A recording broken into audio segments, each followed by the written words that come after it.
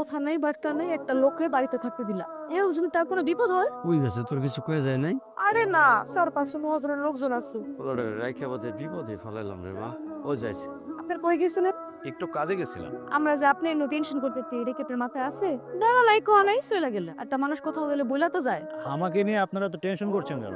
আপনি আমাদের ঘরের লোক, আপনি এটা টেনশন করুন না, তো কারে নিয়ে করুন? আমগো এলাকাটা ভালো না, একটু সাবধানে চলাচল করাই ভালো বাবা। উপর আল্লাহ ছাড়া আমি কারো ভয় পাই না। আমাকে নিয়ে শুধু শুধু টেনশন করবেন না।